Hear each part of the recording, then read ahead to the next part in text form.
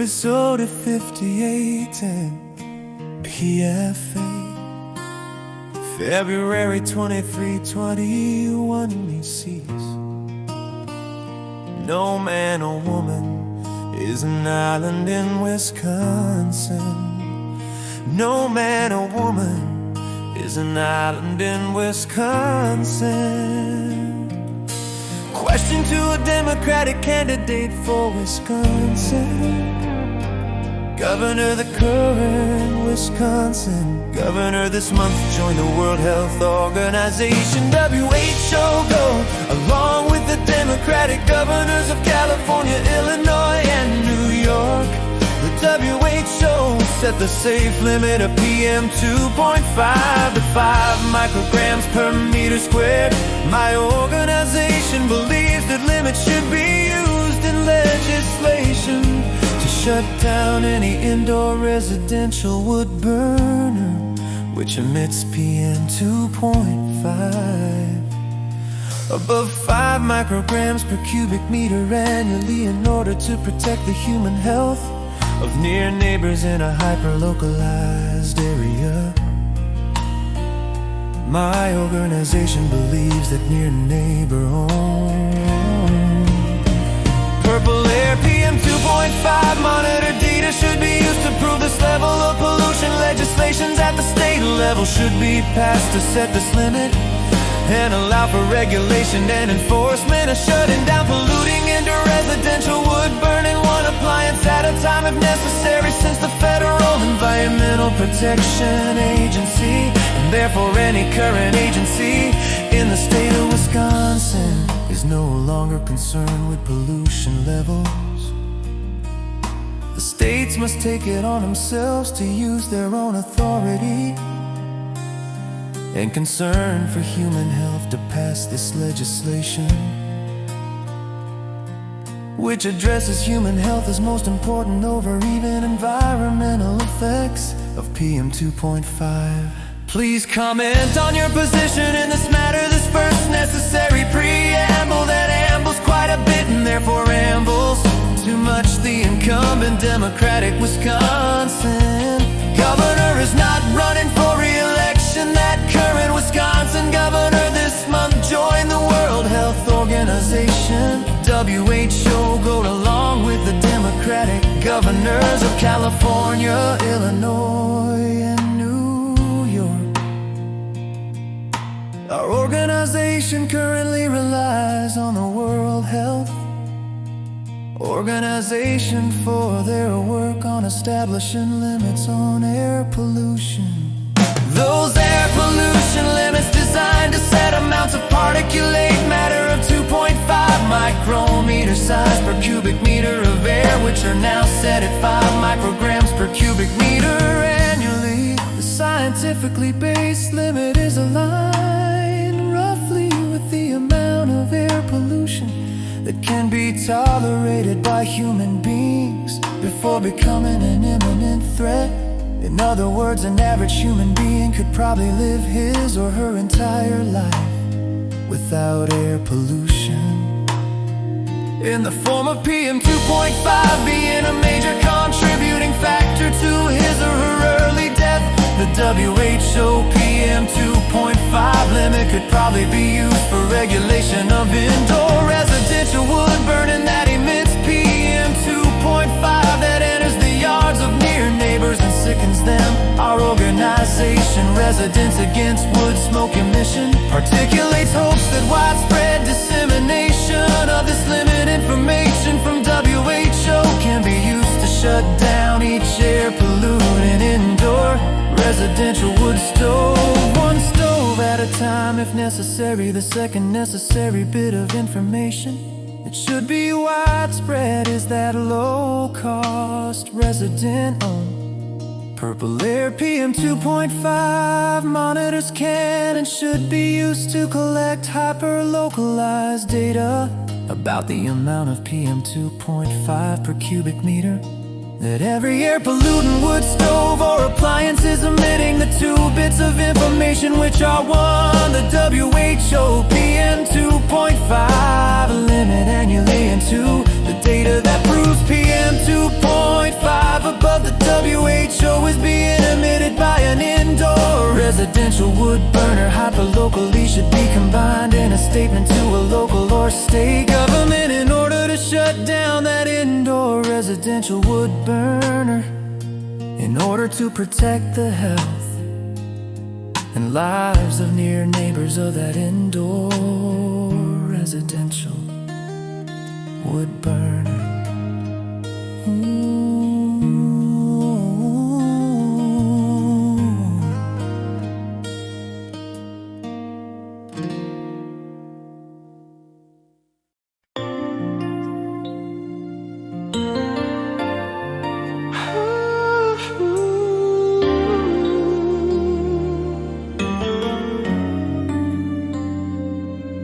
0.5 emissions are from year to year.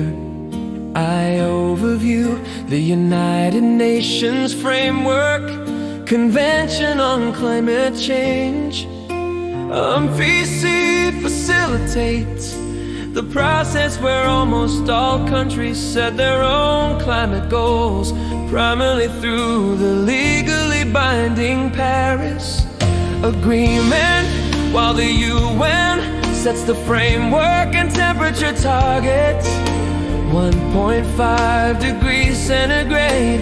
Individual countries determine their own emission reduction pledges, known as nationally determined contributions, NDCs.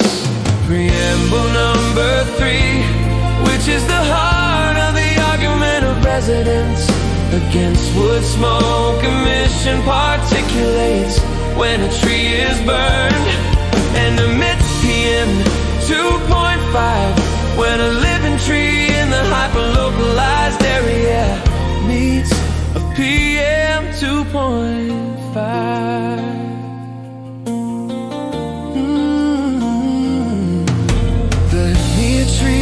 Closes its pores, it does not perform photosynthesis, or performs photosynthesis poorly, and does not sequester carbon in the form of CO2 from nearby wood, burning as efficiently a living tree planted to replace the tree cut down. For wood burning also takes decades or centuries to attain the stature of the cut down and burned tree, and in those decades and centuries the newly planted tree will not sequester carbon as efficiently as the cut down and burned tree has sequestered carbon.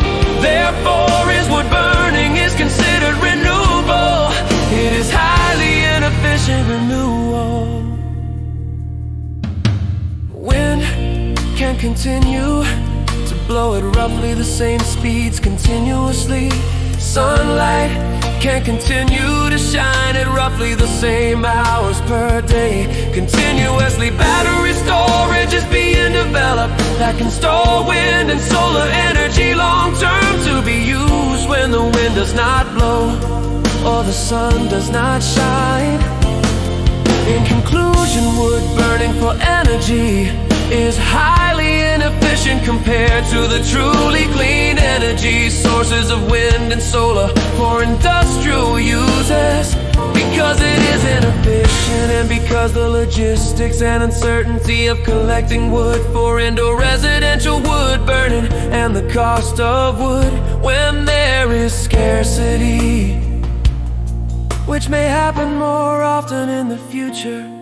Wood burning should not be lumped together with wind as solar as an efficient and cost-effective renewable. Preamble number 4, which residents against wood smoke emission particulates is particularly interested in, is the adverse health effects of PM2.5 on humans. If an indoor residential wood burner is vented efficiently, the PM2.5 reaches outside the home and enters the yards and infiltrates the homes of near neighbors and sickens them. There are numerous studies that show the adverse health effects of PM2.5 from wood burning on humans, which include cancer, asthma, heart attacks, and early deaths. The cost of funerals for early deaths, hospitalizations, and clinic visits outweighs any cost savings given to indoor residential wood burners themselves. No, no man or woman is an island in Wisconsin. The release of unnecessary PM2.5 to the ambient air also contributes incrementally to hastening climate change. Preamble number 5 are comparisons of pollution from indoor residential wood burning to other forms of energy generation. Indoor residential wood burning emits 50 times the PM2.5 as natural gas